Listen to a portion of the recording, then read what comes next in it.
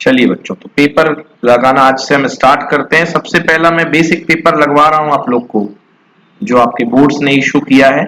इसके बाद हम एडवांस पेपर की ओर चलेंगे। पहले हम बेसिक पेपर पूरा लगा लेते हैं, उसके बाद एडवांस की ओर चलेंगे। Yes sir. पहला क्वेश्चन देखते हैं। देखिए स्कीम बता देता हूं, वैसे ज्यादा कुछ नहीं है। स्कीम में सेक्शन में दो पार्ट है, 1 और 2 रहेंगे आपको, है ना। सेक्शन 1 में 16 क्वेश्चन है और सेक्शन 1 में 16 क्वेश्चन है, और जिसमें 5 क्वेश्चन है उसमें आपको इंटरनल चॉइस मिलेगी, और जिसमें 5 क्वेश्चन नहीं है उसमें इंटरनल चॉइस नहीं मिलेगी। तो खैर इस बातों को करने से कोई मतलब नहीं है, क्वेश्चन आ जाएगा तब देख लेंगे। चलिए पहला क्वेश्चन है सेक्शन 1 का, express 156 as the product of prime. बताओ भाई कैसे करेंगे, बताना अपने अपने मन से कैसे करेंगे। बहुत जल्दी करने वाला क्वेश्चन है, कुछ है ही नहीं इसमें तो। सर फैक्टराइज कर देंगे और बिल्कुल फिर सही, इक्वेशन फैक्टराइज नंबर कर को दीजिए। पावर में लिख देंगे। एग्जैक्टली बिल्कुल फैक्टराइज कर दीजिए, तो ये आंसर आ गया। बोलिए संतुष्ट हैं? Yes yes sir. सर। कोई दिक्कत नहीं, बेहद इजी क्वेश्चन है। आज मैंने आपको क्वेश्चन भेजे हैं, सोल्यूशन मैं आज आपको भेज दूंगा, है ना। आप लोग कर लीजिए, क्वेश्चन कर लीजिएगा, सोल्यूशन मैं आपको भेज दूंगा। चलो भाई दूसरा क्वेश्चन देखा जाए। Write quadratic polynomial, sum of the zeros is 2 and product is -8। Product दिया है -8 और सम दिया गया है 2, तो आपको निकालना है। तो बेटा इसका फॉर्मूला आपको याद होगा यार, yes x square minus S x plus P बराबर 0, है ना। और बाद में बाहर के लगा सकते हो आप चाहो तो x square minus S x, तो क्या आएगा, एक्स स्क्वायर माइनस सम कितना दिया है 2, तो 2x हो जाएगा, और प्रोडक्ट है -8 इक्वल टू 0। तो लो भैया यही इसका आंसर आ गया, ये बैठा हुआ है देख लो, x square minus alpha plus beta x plus a b equal to 0। Done. Yes sir. देखो जिसको जो समझ में ना आए मेरे को रोक देना, Yes, है ना। sir. मेरे को तो यही है, मैं बड़ी स्पीड के साथ। गिवन एचसीएफ इतना है, एलसीएम इतना है ना। कह रहा गिवन दैट एचसीएफ इज इतना है, फाइंड द एलसीएम। ओके, तो वेरी सिंपल बच्चों, आपको पता होगा थ्योरम होती है, product of the number 96 into 404 equal to LCM multiplied by HCF. तो यस सर। भैया आप ये एचसीएफ तो गिवन है 4, तो 4 को डिवाइड कर दो इधर लाके, तो आंसर आ जाएगा। ठीक है ना, तो डायरेक्टली थ्योरम Yes, sir. ठीक है ना। जिनको बिल्कुल सोल्यूशन अभी चाहिए हो, फटाक से 3 उंगलियां सरका दें मोबाइल के ऊपर, स्क्रीनशॉट खिंच जाएगा, आंसर भी सेव होते जाएंगे। चलो सर आप पीडीएफ सेंड करोगे? बिल्कुल करूंगा ठीक ना। चलिए नेक्स्ट क्वेश्चन की कर चुका हूं, आंसर की दे दूंगा अभी आपको। चलो अगला जी, अगला क्वेश्चन। अगला क्वेश्चन क्या है, state fundamental theorem of arithmetic. मैंने बोला था ये रट लेना। फंडामेंटल थ्योरम ऑफ अर्थमेटिक कहती है कि दुनिया में कोई भी नंबर है, अगर आप उसको फैक्टर करते हो तो इसका एक यूनिक फैक्टराइजेशन होगा, वो किसी दूसरे नंबर का नहीं हो सकता है। जैसे 2,7 या 7,2 जो फैक्टराइजेशन है वो केवल 14 को ही सपोर्ट करेगा। आप कहो कि 14 के अलावा किसी का फैक्टराइजेशन 2,7 हो जाए, क्या होगा? No sir. नो। इसी को बोलते हैं फंडामेंटल अर्थमेटिक। पढ़ो बेटा Himanshu. Every Every composition number can be expressed as a product of primes, and factorization is a unique part of order in which the factor occurred. बिल्कुल सही बात है, ऑर्डर की बात मत करो, बाकी जो होते हैं फैक्टराइजेशन जो होता है वो यूनिक होता है। यूनिक मतलब इकलौता। चलो भाई नेक्स्ट की बात करते हैं, क्वेश्चन नंबर 4। पढ़ो अक्षत, अक्षत क्वेश्चन आपको पढ़ना है। Yes, sir. On comparing the ratios of the coefficient, find out whether the pair of equation x minus 2y equal to 0 and 3x plus 4y minus 20 equal to 0 is consistent or inconsistent. चलिए बताइए consistent है कि inconsistent. Consistent मतलब solution मिलेगा, inconsistent मतलब solution नहीं मिलेगा। Sir, consistent है। चलिए Consistent. देखते हैं भाई, मिलते हैं एक नंबर की नहीं मिलते हैं। बिल्कुल सही बात है, कंसिस्टेंट है, 1 मार्क्स कमा ले गया। a1/a2 is not equal to b1/b2। अगला क्वेश्चन, ओहो बड़ा घटिया क्वेश्चन आया है, देखो ए एंड बी अगर को प्राइम है तो उनके एचसीएफ क्या होंगे। दुनिया में 2 नंबर को प्राइम है तो क्या उनके एचसीएफ होते हैं? अरे भैया 23 और 24 को प्राइम मतलब जिसके कोई कॉमन फैक्टर ना हो, तो जिसका कोई मालिक नहीं है उसका मालिक एक है, One. बस 1 ही होगा कॉमन फैक्टर। तो आंसर Yes, sir. जितने One. का marks 1 is the correct answer. ठीक है 1। Yes, sir. चलिए क्वेश्चन नंबर 6 की तरफ चलते हैं। क्वेश्चन नंबर 6 क्या कह रहा भाई? हाँ क्वेश्चन नंबर 6 है, पढ़िए अक्षर। Question number 6. Find the area of a sector of a circle with radius 6 centimeter if angle of the sector is 60 degree. Take pi equal to 22/7. चलिए भाई, तो बताना है कि 6 सेंटीमीटर क्या फॉर्मूला लगेगा एरिया ऑफ द सेक्टर का, pi r square into theta upon, 260. चलो लगा दो बेटा, जल्दी से आंसर निकाल दो।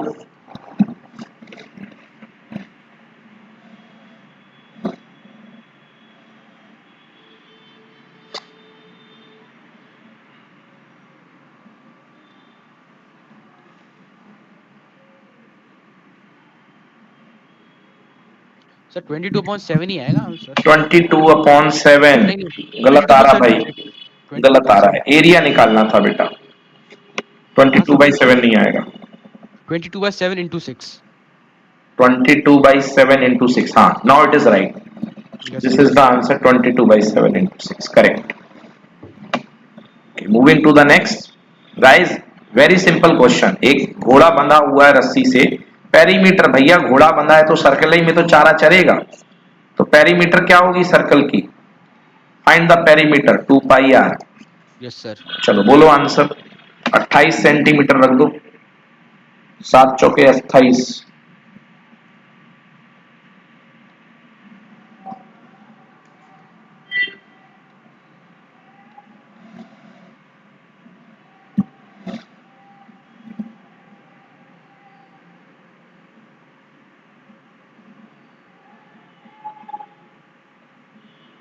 सर 44।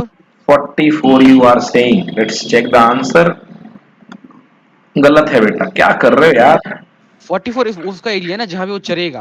करेक्ट, गलत, पेरीमीटर पूछी है, पेरीमीटर पूछी है बेटा। अच्छा मैंने वो 4 डिवाइड कर दिया उसमें, एक क्वाड्रेंट का निकाल दिया मैंने। नो नो, अब 44 नहीं है, answer is 176। Yes sir. 2 pi r बेटा, पेरीमीटर पूछी, एरिया क्यों निकाल दिया, क्वेश्चन पढ़ो। हाँ सर हाँ सर। ठीक है, चलिए नेक्स्ट क्वेश्चन देखते हैं। चलो ट्रायंगल आ गया, आप लोग ट्रायंगल के नाम से बड़े परेशान हो, एक एक क्वेश्चन ट्रायंगल का मैं कराऊंगा बड़े अच्छे से। देखिए, in given figure D is parallel to BC, चलो भैया तो एक ट्रायंगल मैं ही बना लेता हूं, ए बी सी। ये एक ट्रायंगल अपने पास वो कह रहा है डी पैरेलल है, तो ये डी हो गया, ये ई हो गया। कहता ए डी 70 डिग्री है, चलो ये 70 है, अगर ये 70 है, ये इसके पैरेलल है, तो ये भी कितना होगा बेटा, 70। 70। और बी ए सी 50 है, बी ए सी ये 50 है भाई, तो अगर ये 50 है तो ये 70 हो गया, ये कितना बचा, 60 बचा कि नहीं बचा, बोलो 60। Yes, sir. पक्का 60 बचेगा, क्योंकि वो एंगल सम प्रॉपर्टी लगा दो, 70 50 120 और 180 में से गए तो बचा 60, तो ये 60 है। ओके, तो जब ये लाइन इसके पैरेलल है तो ये भी कितना होगा, 60। तो correct answer B C A पूछा है, ये वाला angle B C A, answer will be 60 degree. चलिए लीजिए भैया 60 डिग्री, ठीक है। नेक्स्ट क्वेश्चन, चलिए अगला क्वेश्चन देखते हैं, 7th हो गया, 7th का और वाला। हाँ, in the figure given AD equal to 2, मतलब ये 2 है, BD 3, AE 3.5 और AC टोटल है 7, AC टोटल है 7, हाँ AC 7 है। अच्छा बेटा, जब ये 7 है, ये 3.5 इससे कट लिया, तो नीचे भी कितना बचा, 3.5 बचा कि नहीं बचा, बताओ। Yes sir Yes. बिल्कुल। 7 माइनस 3.5 ही तो बचेगा, बोलो यस और नो। Yes Yes. हाँ, अब कह रहा है कि बताओ क्या DE पैरेलल है, तो देखो बेटा पैरेलल, सुनो, अगर कोई लाइन पैरेलल होती है तो ये टुकड़ों के रेशियो सेम आते हैं, ये है सीधी थ्योरम, इसको बोलते हैं बीपीटी। बीपीटी कहती है कि अगर दो लाइनें पैरेलल हैं तो ये टुकड़े बटा ये टुकड़ा इक्वल टू ये टुकड़ा बटे ये टुकड़ा, और इसका उल्टा, अगर ये टुकड़ों का रेशियो इक्वल है तो बीच वाली लाइन पैरेलल होगी। तो चलो अपन रेशियो निकालते हैं, तो इधर वाले टुकड़े का रेशियो कितना आया, 2/3, इधर वाले टुकड़े का रेशियो कितना आया, ऊपर भी 3.5 नीचे भी 3.5, 1:1। देखो क्या दोनों रेशियो इक्वल है कि नहीं है, नो सर। मतलब पैरेलल नहीं होगी, समझ में आया ना। Yes sir. Yes, sir. तो इसमें लगी है कन्वर्स ऑफ बीपीटी, बीपीटी की उल्टी theorem, converse of BPT, basic proportionality theorem का उल्टा। बीपीटी क्या कहती है, सुन लो बीपीटी के बारे में। ये देखिए, इसमें बता देता हूं। तो ये ट्रायंगल बना लिया। सीधी बीपीटी थ्योरम या थिल्स थ्योरम कहती है कि अगर आपके पास कोई ट्रायंगल ए बी सी है और बीसी के पैरेलल अगर एक लाइन आप ड्रॉ कर दो, इस लाइन के पैरेलल एक लाइन और ड्रॉ कर लो डीई, तो if DE parallel to BC, तब देन ये रेशियो बटे ये इक्वल टू ये रेशियो बटे ये, यानी AD upon DB equal to AE upon EC। खूब बड़ा ट्रायंगल पढ़ोगे मगर एक नंबर का या 2 नंबर का क्वेश्चन इसी से आना है, इसीलिए मैं पहले इसको बोर्ड से करवा रहा हूं। है बहुत बड़ा चैप्टर मगर आएगा इसमें बहुत छोटा चीजें। नोट कर लो, नोट कर लो, ये हो गया। सर एक बार और एक्सप्लेन कर दो। ओके, देखो भाई एक बार और एक्सप्लेन कर देता हूं। अच्छा, इसी में कार्यक्रम चल रहा। चलिए देखिए, आपके पास कोई ट्रायंगल है ABC, ABC कोई ट्रायंगल है।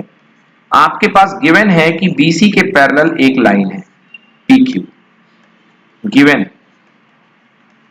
BC के पैरेलल एक लाइन है PQ। तो अगर आपको पैरेलल लाइन सेगमेंट है तो बीपीटी थ्योरम कहती है कि ऊपर का टुकड़ा बचे नीचे का टुकड़ा, यानी कि AP upon BP equal to AQ upon QC। समझ गए? यस। हाँ, ये कहती है बीपीटी, नोट कर। Yes sir. बस यही है बीपीटी। ठीक है, इसका प्रूफ आता है एग्जाम में? करवा दूंगा, करवा आ जाए, आता है, हाँ करवाऊंगा। ठीक है ना? आंचल ने एक बार करवाया था प्रूफ, फिर अपन बहुत दूर हो गए यस उससे। सर। ठीक है, तो ये हो गया। अब देखिए इसका उल्टा, इसकी उल्टी थ्योरम क्या है? इसकी उल्टी थ्योरम ये है जो अभी लगी है कि ABC PQ। उल्टी थ्योरम ये है कि अगर रेशियो सेम होंगे तो इन पॉइंट को ज्वाइन करने वाली लाइन पैरेलल होगी। तो उल्टी थ्योरम क्या है? If AP upon PB equal to AQ upon QC given है, अगर ऐसा है तो PQ पैरेलल टू BC। बोलो समझ में आया कि उड़ गया? यस तो सर। दोनों अगर गिवन ना हो तो? हाँ, तो फिर नहीं होगा, फिर नहीं लगेगा। अगर नहीं है, जैसे अभी इस क्वेश्चन में अपन ने देखा था, इस क्वेश्चन में क्या ऐसा हुआ? समझ में आया कि नहीं आया? Yes sir. इस क्वेश्चन में वैलिड नहीं हुआ, तो वैलिड नहीं है मतलब ये पैरेलल नहीं है। कह रहा क्या ये पैरेलल है? आंसर नो, पैरेलल नहीं है। देख लो, देख लो, yes, so it is not parallel, क्योंकि ये कन्वर्स ऑफ बीपीटी को सेटिस्फाई नहीं करता। तो बेटा मैंने आपको दो थ्योरम बताई, एक है सीधी थ्योरम, एक सीधी थ्योरम कहलाती है बीपीटी, और एक है उल्टा थ्योरम जिसको बोलते हैं अपन कन्वर्स ऑफ बीपीटी। समझ में आया ना? Yes sir. ये है कन्वर्स, ये है कन्वर्स, लिख लो कन्वर्स ऑफ बीपीटी। चले आगे? Yes sir. Yes sir. चलो भाई आगे चलते हैं। Question number 8, Akshat. The cost of fencing a circular feet at the rate of rupees 24 per meter is rupees 5280. Find the radius of the field. बताइए, cost दी गई है 24 रुपए के हिसाब से 5280 रुपए आ रहा है। किसके लिए? फेंसिंग, सर्कुलर फील्ड की। फेंसिंग कहां होगी? पेरीमीटर में। तो किसी ने पेरीमीटर को फेंस किया है तो उसका खर्चा आया है 5280 रुपए।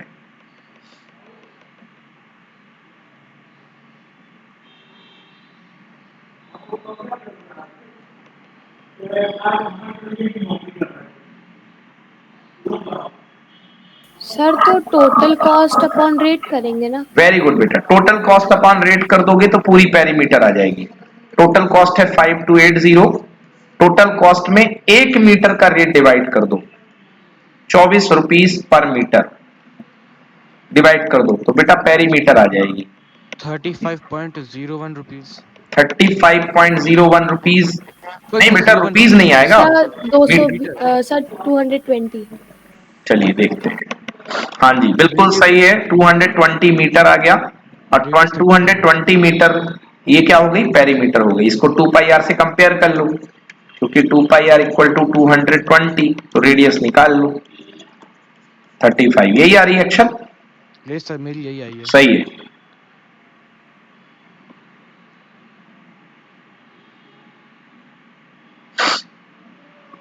अनामिका आई है आज? नहीं है अनामिका। है। Good evening Anamika. Yes sir. समझ में आ रहा है बेटा? Yes sir. Okay. Anamika Himanshu को बोलो मैथ्स की क्लास लिया करे। कहाँ है अभी इस समय? सर सामने ही बैठा है। तो हिमांशु क्यों नहीं आ रहे 12th क्लास में? रिसल्ट था सर, इसीलिए नहीं आ रहा था सर। आज से पक्का हूँ। ठीक।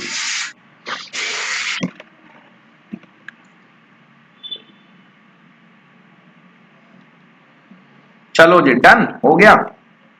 जी सर। चलो अगला क्वेश्चन देखते हैं। बता दिया करो बच्चों। 9th question. हाँ, बढ़िया क्वेश्चन है, गुड क्वेश्चन। ये अच्छा क्वेश्चन है बच्चों। A tree breaks due to storm and broken part bends on the top of the tree touches the ground where it makes 30 degree। हवा चली, पेड़ टूटा। एक यहाँ पेड़ था बेटा, यहाँ से हवा चली। सेम क्वेश्चन एनसीईआरटी में है। हाँ, ऐसे हवा चलती है और ये पेड़ जो है यहाँ से टूट जाता है, तो टूट करके सामने की तरफ गिर गया। ओके, ठीक है। अब कह रहा है कि ये जो ट्री है टूटा हुआ है सब 30 डिग्री एंगल बना रहा है। The distance between the foot of the tree and the point where the top touches the ground is 8 meter। 8 metre में टच कर रहा है। Find the height of the tree from the where it is broken। हाँ, find the height of the tree from where it is broken।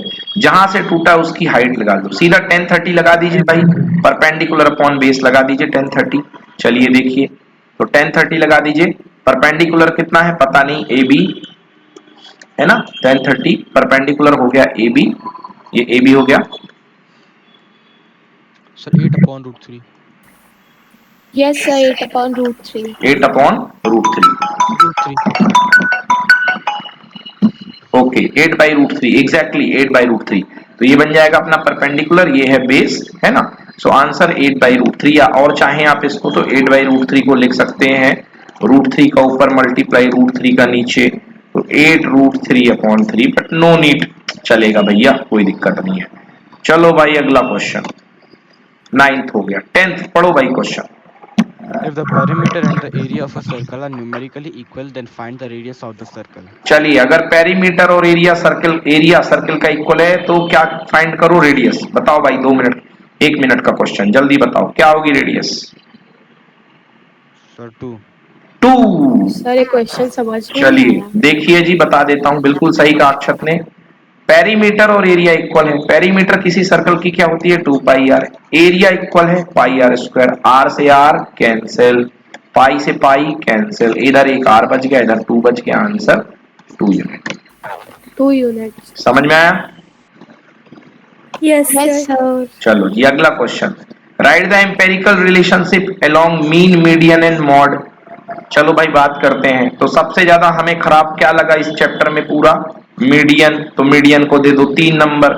उसके बाद हमारा सबसे ज्यादा परेशान किसने किया? मीन ने। मीन को दे दो 2 नंबर और मॉड को दे दो 1 नंबर। तो क्या लिखते हैं? 3 = 2 + 1। तो 3 नंबर में है मीडियन, तो 3 median equal to 2 mean plus 1 mode. Mode सबसे सरल था। फॉर्मूला लिख लो बच्चों, 3 median equal to 2 mean plus 1 mode. Check कर लूं मैं। Yes, 3 median equal to 2 mean plus mode. याद रहेगा? पता नहीं। अरे यार एक बार बताओ, 3 = 2 + 1 होता है कि नहीं होता? बिल्कुल सर। Yes sir. सबसे ज्यादा टफ क्या था चैप्टर में अपने? मीडियन था कि नहीं था? बिल्कुल Yes, सर, बहुत sir। बड़ा। तो 3 नंबर दे दो मीडियन को। मीडियन के बाद सबसे ज्यादा मेथड किस में थी? मीन में। मीन। मॉड में तो एक ही मेथड था, तो मॉड सबसे सरल। याद हो गया? Yes sir. चलो भाई अगला क्वेश्चन लो भाई, करो। ये तो कंस्ट्रक्शन का है, ठीक है ना। To divide a line segment BC internally in the ratio 3:5, draw a ray BX acute angle, what will be the maximum number of point located equal distances?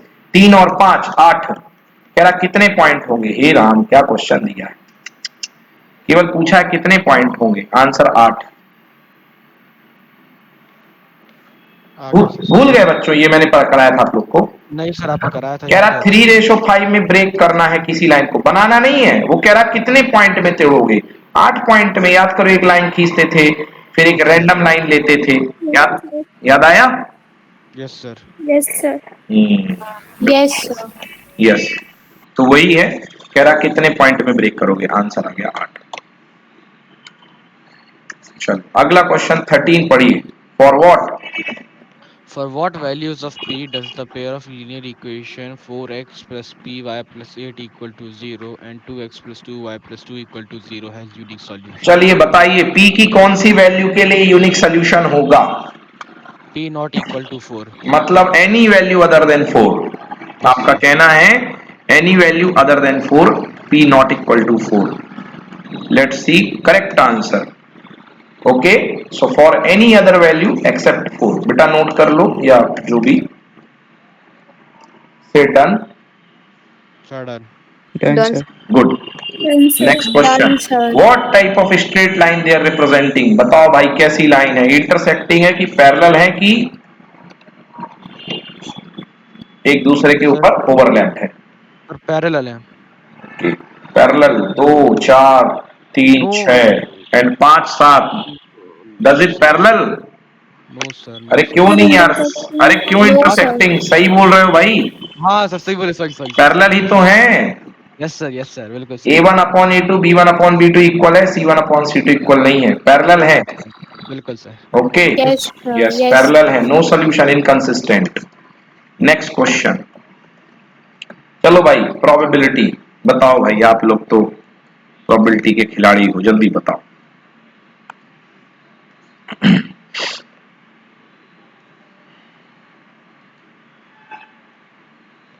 Sir 3/8। Sir 3/8। 3/8 drawn red, probability 3/8 बिल्कुल सही भैया, 3/8। चलिए next अगला question, die throne once, ये नीचे 6, probability of getting prime number 1 2 3 4 5। कितने prime है भाई? 6 तक में कितने प्राइम है? सर 4, 4/6। 4/6। अच्छा आपका कहना है 4/6 प्राइम नंबर है भाई, मेरा तो 3 prime number, 2 prime. 235। Yes exactly बेटा, बिल्कुल सही, 235 बिल्कुल सही बताया। तो 3 प्राइम नंबर हैं, तो 3/6 3 केसेस हैं 1/2। Upon 6 cases, 1/2 is the probability. Done? Yes sir. Yes, sir. चलो भाई अगला क्वेश्चन 15, बताओ भाई height of the tower.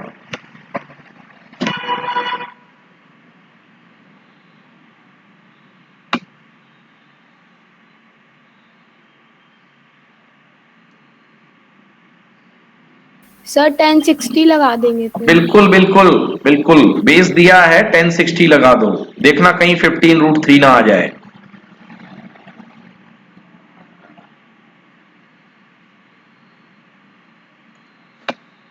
Sir 15√3। Exactly बेटा, बिल्कुल सही, 15√3 इज द आंसर। चलिए अगला question, probability of an event E plus probability of not E, होनी प्लस अनहोनी, सब One. कुछ 1। Sir 1। P happening plus not happening equals to 1। Question number 17 आ जाइए। ओह क्या बात है भाई, आ गया है कौन सा? अब बच्चों देखिए 16 नंबर तक के क्वेश्चन आपके रहेंगे 1 मार्क्स के, जो एग्जाम में आएगा 16 मार्क्स तक के क्वेश्चन हमारे 1 मार्क्स के रहेंगे। मतलब आपको एक क्वेश्चन करने पर 1 नंबर मिलेगा, सही करोगे तो 1 मिलेगा, गलत करोगे तो 0 मिलेगा, ठीक है ना? Yes.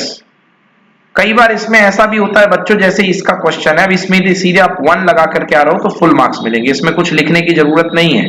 But height of the tower में लिख देना, थोड़ा सा प्रूफ करना, नहीं तो आपको, अगर आपने डायरेक्टली आंसर लिखा कि 15√3 तो आपको 0.5 भी पकड़ा सकते हैं वो, ठीक है ना?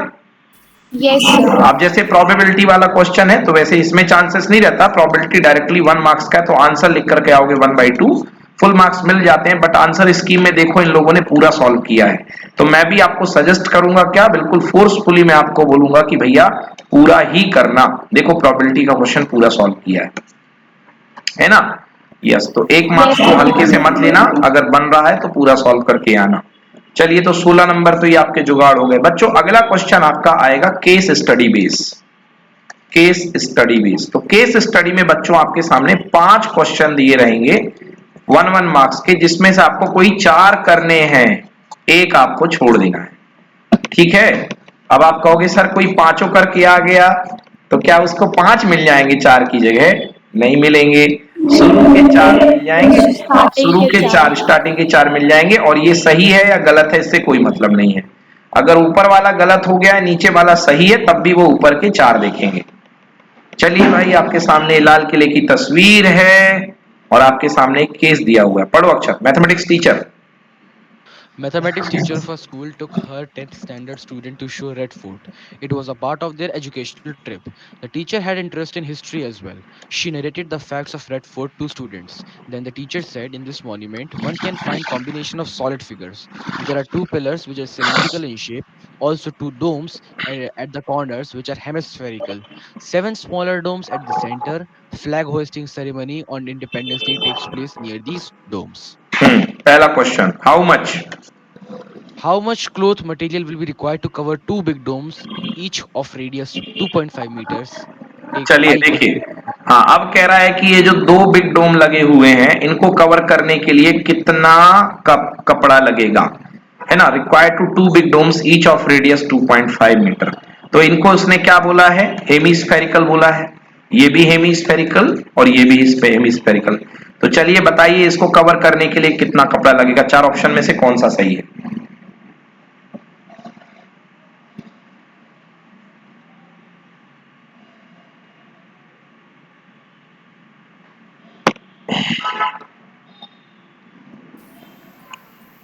Sir option B. B option कह रहे हैं। 2 स्पेयर हैं, हेमीस्फीयर। देखते हैं भाई, बी ऑप्शन सही है, बिल्कुल सही है बेटा। 2 into 2 pi r square, correct answer है बी। आ गया समझ में? यस भाई एक हेमीस्फीयर का एरिया होता है 2 पाई आर स्क्वायर, तो 2 हेमीस्फीयर का एरिया 2 टाइम्स हो जाएगा। B is the correct answer. चलिए अगला question, direct formula. Write the formula for cylindrical pillar. Cylindrical pillar मतलब सिलेंडर का वॉल्यूम क्या होता है? Sir pi r square h. A answer, correct answer, pi r square h. चलिए third का answer बताइए बच्चा लोग। Find the lateral surface area of the 2 pillars of height pillar 7 metre and radius of the base इतना है। चलो भाई, वो जो लेटरल सरफेस एरिया निकालना है आपको। हाँ सर एक केस स्टडी में फर्स्ट क्वेश्चन में से 4 करने थे कि मतलब पार्ट सारे क्वेश्चन में से 4? नहीं, ये पहला पार्ट है, 2 क्वेश्चन आएंगे केस स्टडी के, तो इसके 4 करने हैं और अगला वाला आएगा उसके भी 4 करने हैं। अच्छा, मतलब कोई एक छोड़ सकते हैं? कोई एक छोड़ सकते हैं, यस। चलिए find the lateral surface area of the 2 pillars of height 7 and 1.4 base है। चलो भाई, लेटरल मतलब टॉप और बॉटम का छोड़ करके, उसको बोलते हैं लेटरल। लेटरल मतलब 4 दीवारी। क्या होगा फॉर्मूला?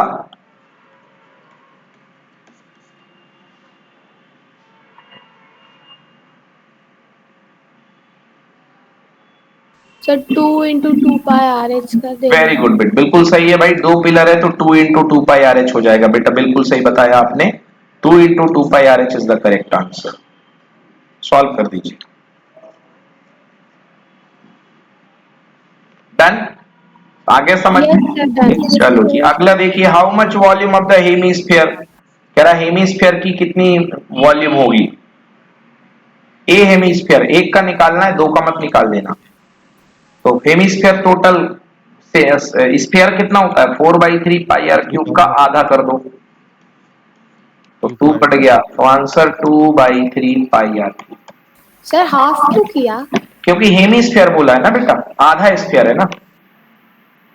ओके। फुल स्फीयर का होता है 4/3 पाई आर क्यूब, इसलिए हाफ कर दिया तो 2/3 आएगा डायरेक्टली। Yes sir. 2/3 फॉर्मूला ही होता है। ठीक है, यस सर। चलो जी अगला, हाउ मच, ये हो गया। 5th क्वेश्चन पढ़िए। What is the ratio of sum of volumes of two hemisphere of radius 1 centimeter each to the volume of the hemisphere of radius 2 centimeter? चलिए सॉल्व करना पड़ेगा. Radius of the sum of the volume of the two hemisphere of radius 1 centimetre to each of the volume of the sphere of radius 2 centimetre. चलिए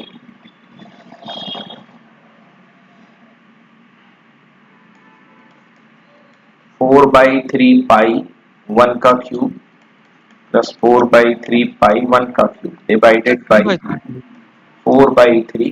sir ये question नहीं आया समझ. बताता हूँ 4/2 4/3 पाई 2 का क्यूब. सर 2/3 पाई लेंगे ना 4/3 की जगह. हाँ 2/3. वैसे फर्क नहीं पड़ेगा, सेमी स्क्वायर बोला है राइट. 2/3 तो ऊपर से भी 2/3 पाई कॉमन ले लो और नीचे से भी 2/3 पाई कॉमन ले लो. तो 1 का क्यूब 1 और 1 का क्यूब 1 और 2 का क्यूब 8. Cancel cancel 2:8. आंसर 1:4. नीचे हाँ नीचे नहीं लेंगे अपन दो.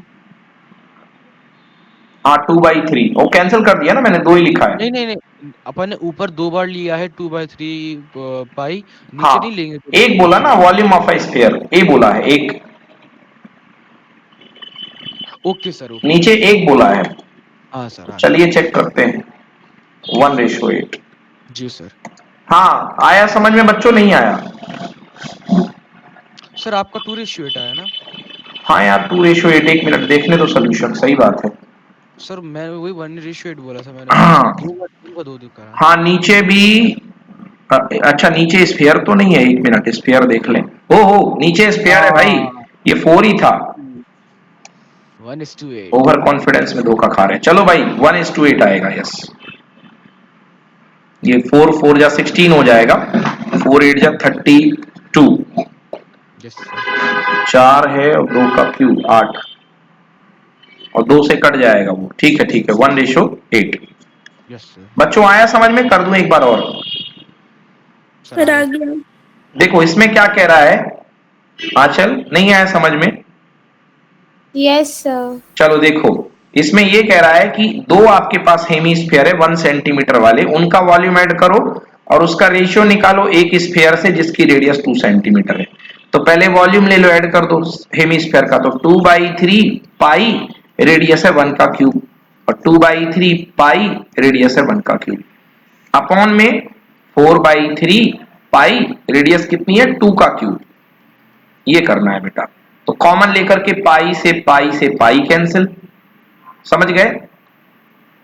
3 से कॉमन लेके 3 कैंसिल. ऊपर कितना आ गया 2 आ गया क्योंकि 1 का क्यूब तो 1 होगा. ऊपर आ गया 4 और नीचे 4 और 2 का क्यूब 8. तो इससे 4 से 4 कैंसिल. आंसर 1/8. आया समझ में? यस. चलो हिमांशु क्लियर है?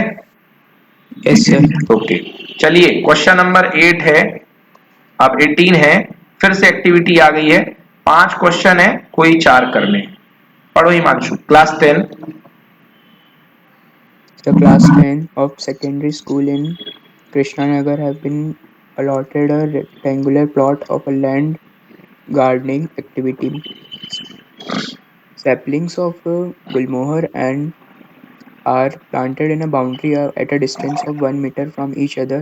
There is a triangle grassy lawn in the plot and shows in the figure. The student are to show seeds and flowering plants in the remaining area of the plot. Consider A as an origin. Answer question 1st to 5th. चलिए तो ए point ये origin है. Diagram को बड़े मस्त तरीके से देखिए. ये आपके पास आपको स्कूल एक्टिविटी में मिला है कि जाओ बच्चों आपको जो है यहाँ पर प्लॉट में प्लांटेशन करना है. ठीक है ना? इसकी बाउंड्री में आपको प्लांट लगाने हैं. अच्छी बात है. क्या क्वेश्चन पूछा गया है बच्चों? और बीच में ये गार्डन है आपके पास. Consider A is the origin. तो ओरिजिन क्या होता है बेटा? 0,0. पहले तो एक ही जगह 0,0 ले लो. चलो बच्चों तो बताइए सबसे पहला consider A is the origin. What are the coordinate of A? O sir option C option. बिल्कुल सही बात है भाई. ओरिजिन का ही आपने पूछ लिया. C is the correct. Next question. इसको थोड़ा छोटा कर. Yes. What are the coordinate of P? बताओ भाई पी के coordinate. Sir 4,6. 1 2 3 4 5 6 4,6 yes sir. Yes sir. बिल्कुल सही। नेक्स्ट का बोलो। Done done. What are the coordinates of R? 6, sir 6,5 6,5 बिल्कुल सही। अगला बोलिए। What are the coordinate of D? D कहाँ है? ये है 16,0 10 11 12 13 14 15 16 16,0 यस सर। बिल्कुल सही। अगला क्वेश्चन है right the coordinate of P if D is taken origin. अगर डी को ओरिजिन मानते हो 0 0 तो पी के कोऑर्डिनेट तब क्या होंगे? एक मिनट, एक पी के बोले, पी कहाँ है? ये है, हाँ इसके बताओ। माने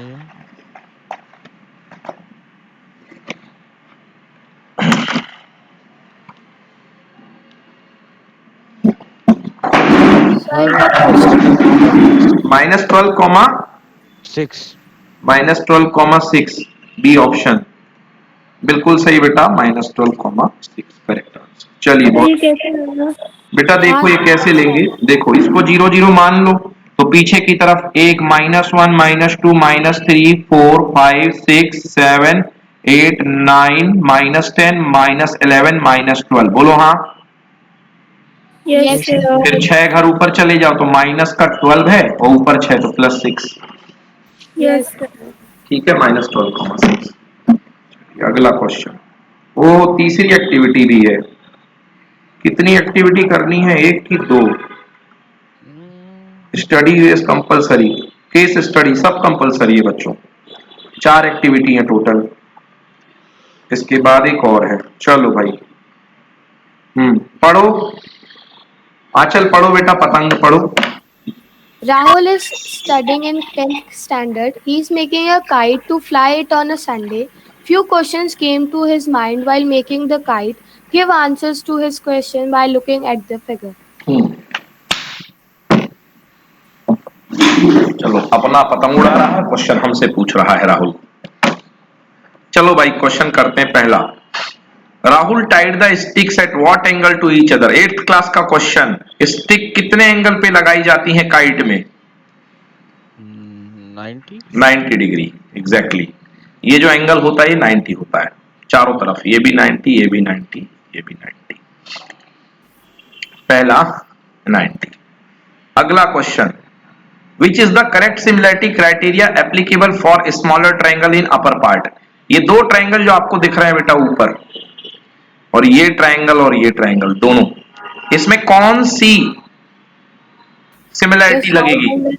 बिल्कुल सही, साइड एंगल साइड। ये साइड इक्वल होती है, इसके कॉमन साइड है दोनों, ये एंगल कॉमन है और ये साइड दोनों की इक्वल हुआ करती हैं। तो correct answer side angle side, SAS side angle side. अगला क्वेश्चन पढ़ो बेटा अक्षत। Sides of two similar triangles are in the ratio 4:9. Corresponding medians of these triangles are in the ratio. हाँ, अगर साइड का रेशियो 4:9 है तो मीडियन का ratio क्या होगा? अगर साइड का रेशियो 4:9 है, sides of the two similar triangle are in the ratio 4:9, then corresponding medians of the triangles are in the ratio. Sir 90 degree तो चारों तो सेम होनी चाहिए ना? अरे ऐसा किसने रूल होता ही नहीं ऐसा कोई रूल बेटा। ऐसा कोई रूल नहीं होता कि सेम होने चाहिए। इनका कहना है कि, समझो इनका क्या कहना है। इनका कहना है side of the two similar triangle are in the ratio 4:9। दो सिमिलर ट्रायंगल की साइड्स का रेशियो अगर 4:9 है तो उनकी मीडियन का रेशियो क्या होगा? अगर दो similar triangle sides of the two similar triangle are in the ratio 4:9 तो उनकी कॉरस्पॉन्डिंग मीडियन का रेशियो क्या होगा? बेटा याद रखो आंसर भी होगा 4:9, वही रेशियो होता है, सेम रेशियो। ठीक है, आया समझ में कि नहीं आया? यस सर आ गया। होगा सर उसका रेशियो 4:9। चलो ठीक है, अच्छी बात है। अपन तो शायद कोई थ्योरम भी नहीं पढ़ी ना जिससे ये प्रूफ हो पढ़ा जाए। रहा हूं, वही पढ़ा रहा हूं। चलो लिखो बच्चों क्वेश्चन, लिखिए question.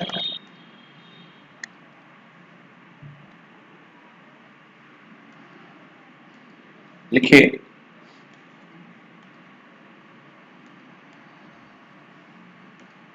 Consider you have two similar triangle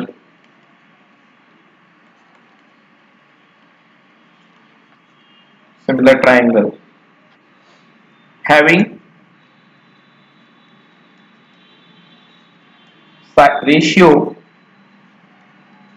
of the sides are m ratio n। इनकी साइड्स का रेशियो है m ratio n। then find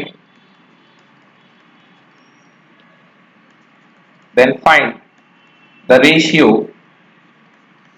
of their medians। तो उनकी मीडियंस का रेशियो फाइंड करो।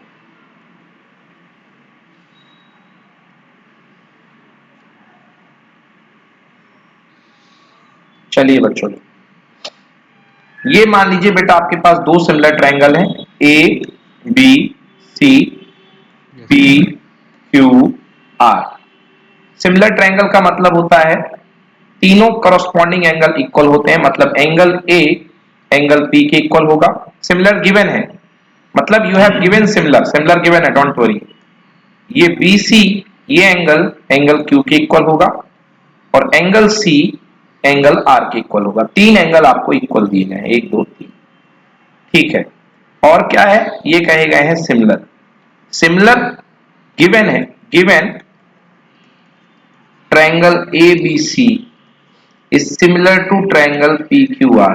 अगर दो ट्रायंगल सिमिलर हैं तो बेटा बाई CPST, CPCT नहीं, CPST corresponding part of similar triangle are proportional, मतलब सेम रेशियो में होंगे। मतलब CPST कहती है ये साइड बटे ये side AB upon PQ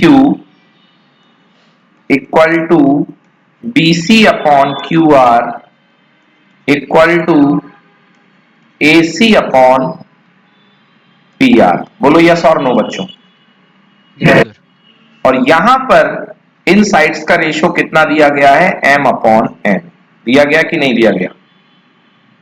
Yes. मैं m अपॉन n को लिख सकता हूं mx अपॉन nx। लिख सकता हूं कि नहीं लिख सकता? Yes, sir. हाँ, सिमिलर ट्रायंगल में ये चीज सीख लो करना, मान लो, बहुत इजी हो जाएगा। मतलब बच्चों ये साइड सबकी जो है इनका रेशियो आ गया mx, तो मतलब अगर AB आपकी mx है तो ये आपकी nx है। चलो अच्छी बात है भाई, तो इनका रेशियो m रेशियो n है। अब आइए मीडियन की बात करते हैं बच्चों। मीडियन, तो मीडियन क्या होती है? मीडियन होती है सामने वाली साइड को एग्जैक्टली दो पार्ट में ब्रेक करने वाली लाइन। तो यहां से मैंने इसको ब्रेक किया तो दिस इक्वल टू दिस, और यहां से मैंने इसको ब्रेक किया तो दिस इक्वल टू दिस। तो दो मेरे पास ट्रायंगल आ गए। एक ट्रायंगल बना मेरे पास ABM और PQ, इसका नाम क्या ले लो, N ले लो। लिखो, अब लेते हैं अगले ट्रायंगल। लिखो, in triangle ABM and PQN।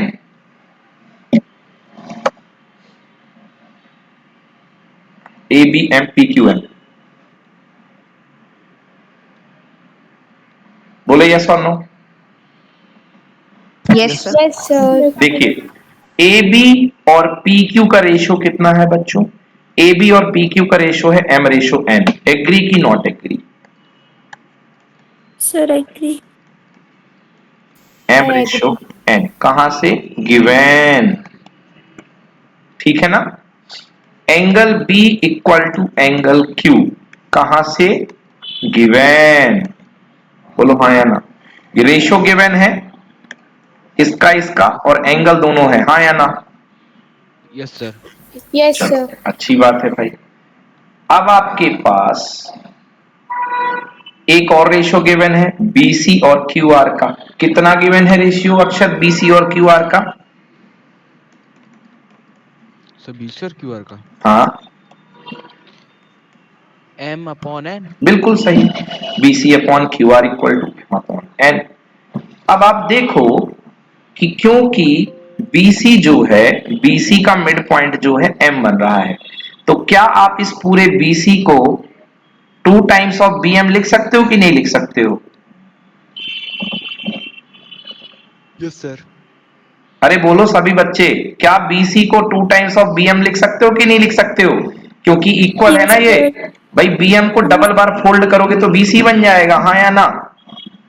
हाँ सर। तो BC जो हुआ वो 2 टाइम्स ऑफ BN हुआ कि नहीं हुआ?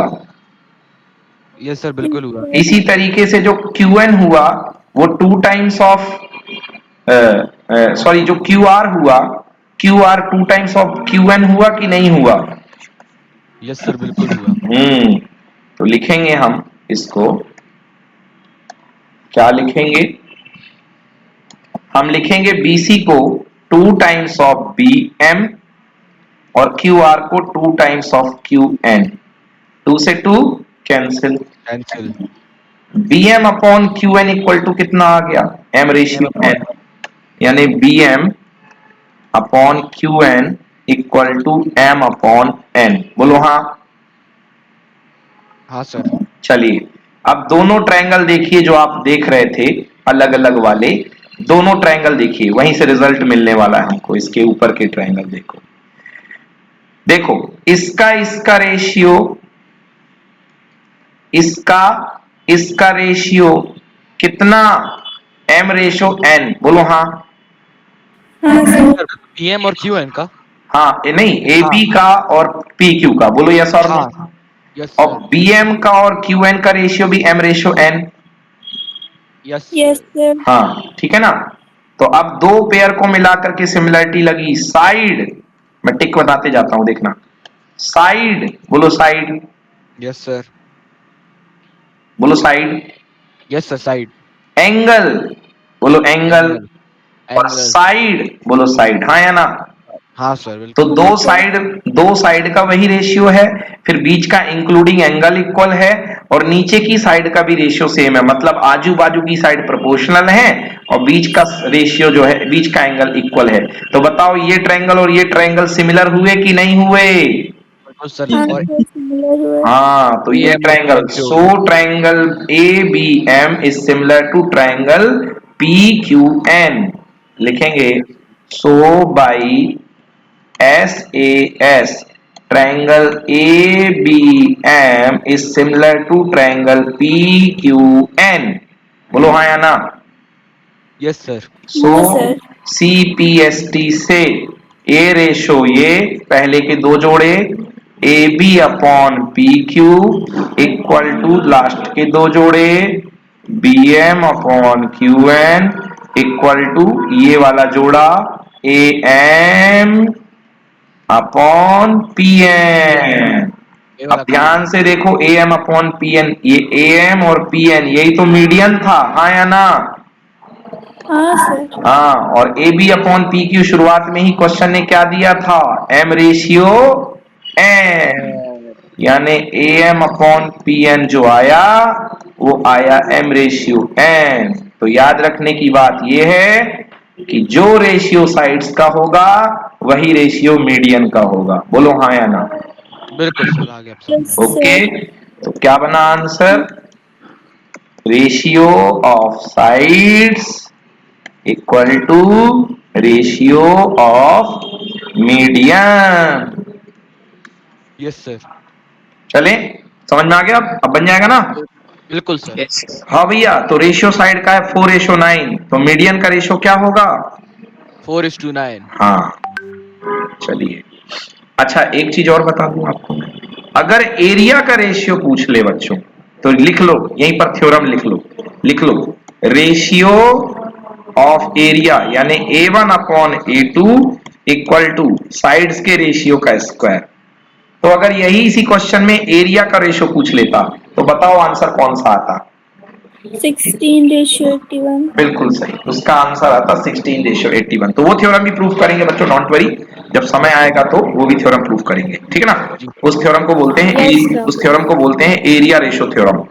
सर ये ट्रायंगल वाले चैप्टर में ये सारी थ्योरम। हाँ, ये सारी थ्योरम ट्रायंगल वाले चैप्टर में। अगर मैं आपको ऐसे ही लाइन से पढ़ाता ना तो आप बिल्कुल बोर हो जाते बड़े बुरे तरीके से, बट आप इसमें बिल्कुल बोर नहीं हुए क्योंकि आपने पहले इसमें एग्जाम्पल उठा लिया तो आपके अंदर इंटरेस्ट आ गया कि अपन करने क्या जा रहे हैं, जी है ना। सर बिल्कुल। चलो भाई अगला क्वेश्चन, फोर्थ पढ़ो भाई अक्षत, question number 4। In a triangle, square of one side is equal to the sum of the square of the other two sides, and the angle opposite the first side is a right angle. This theorem is called as. ठीक है भरत, कब तक आओ? आना जाना। ठीक है ठीक है। In a triangle, if square of the one side is equal to the sum of the square of the other two sides, then angle opposite to the first side is right angle। तो बताओ भैया कौन सी theorem है? बताओ मन से बताओ कौन सी थ्योरम है? अच्छा पाइथागोरस। नहीं है पाइथागोरस। One अरे side देखो is equal- भैया ऑलरेडी गिवन है, कह रहा square of side, Converse of converse of Pythagoras. Pythagoras theorem. बेटा पाइथागोरस जो होती है, हाँ पाइथागोरस थ्योरम ये कहती है कि अगर 90 गिवन है तो इसका और इसका स्क्वायर इसके स्क्वायर के इक्वल होगा, और इसका yes, sir. कन्वर्स कहता है कि अगर इसका स्क्वायर इसके स्क्वायर के इक्वल है तो ये 90 होगा। तो Yes, इसमें sir. 90 होने पर जोर दिया गया है भाई मेरे। तो ये कौन सी Sir. थ्योरम है? Converse of Converse Pythagoras. of Pythagoras. समझ में आया? Yes sir. चलो अच्छी बात है। अगला क्वेश्चन बताइए, what is the area of the kite formed by the perpendicular sticks of length 6 and 8 centimetre. बताइए 6 और 8 को मिलाकर के जो एरिया बना है, perpendicular sticks of length 6 and 8, तो क्या होगा एरिया? 6 सेंटीमीटर 8 सेंटीमीटर, 6 और 8 को मिला करके कितना होगा आपका एरिया? काइट का कोई डायरेक्ट फॉर्मूला होता है ना? चलो देखो देखो बेटा कैसे करना है। ये वाली जो है ये 6 होती है, बोलो हाँ। सर ये वाली 6 है कि वो स्टिक्स को 6 दिया है उन लोगों ने? एक मिनट, स्टिक्स को 6 दिया है, सही कह रहे हो, हाँ स्टिक्स को 6 दिया है, राइट। तो बेटा 2 स्टिक्स हैं, ये वाली बन जाएगी 8, बोलो yes. Yes sir. Yes, sir. और ये वाली क्या बन जाएगी? 6। Yes sir. ये वाली बन गई 6, छोटी 6 वाली बन गई 6 और ये वाली बन गई 8। तो देखो भैया 6 जो है, 6 में 3 इधर जाएगा 3 इधर जाएगा, बोलो हाँ। हाँ सर। 6 वाले में 3 इधर गया और 3 इधर गया, और इसका तो पता नहीं है कि इसका इधर कितना जाएगा। हाँ। सर शायद वो तो नहीं होता D1 to D2 diagonal 1 to diagonal 2 इसका एरिया? नहीं वो नहीं होता है, और सोचो क्या होता है।